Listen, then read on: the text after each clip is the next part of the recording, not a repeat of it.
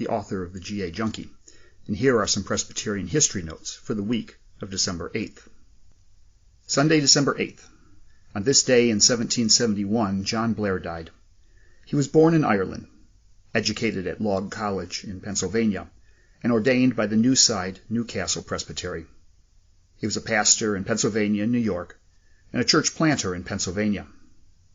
He served as a professor at the College of New Jersey, and was the interim president before John Witherspoon was persuaded to accept the position.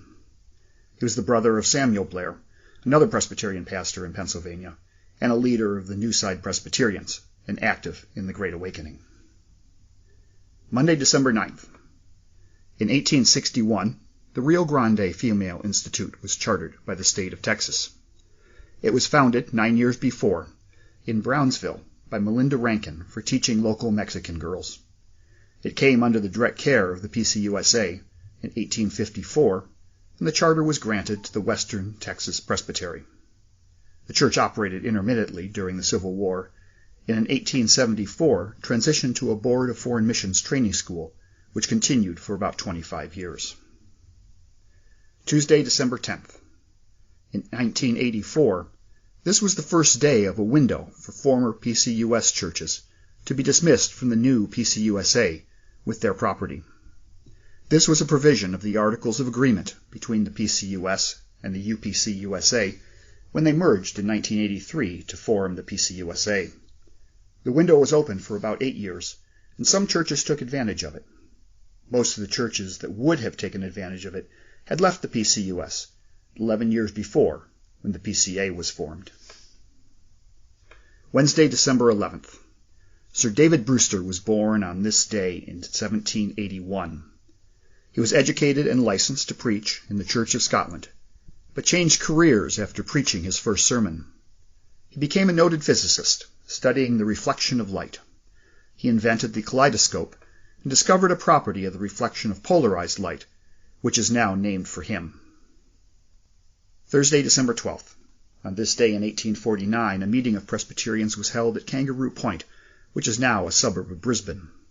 It was probably at the residence of the Reverend T. Mowbray, and this was to organize the first Presbyterian church in Queensland, Australia. The first Presbyterian service in the state of Queensland had been conducted in 1845 by the Presbyterian pioneering pastor, the Reverend John Dunmore Lang. It was not until 1849 that a minister could be secured and a church formally established. Friday, December 6th. Robert Davidson died on this day in 1812. He was a noted pastor in Philadelphia and a professor at the University of Pennsylvania. He moved to Carlisle, Pennsylvania, and was a pastor there the rest of his life. He was also a professor and the vice president of Dickinson College in Carlisle.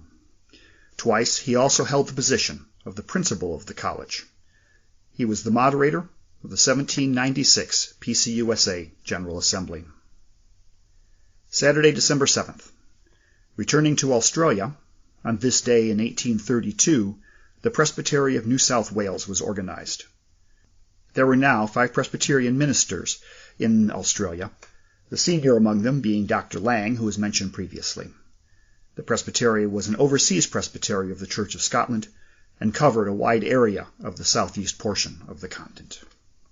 Thank you very much for joining me here on the EAR podcast, and I look forward to joining you again next week.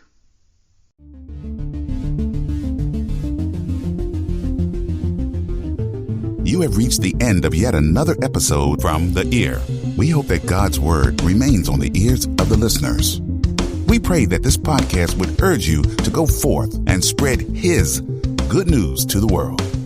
Thank you for tuning in. Please don't forget to subscribe to our podcast. See you at the next episode. God bless you, and may His glory shine upon you.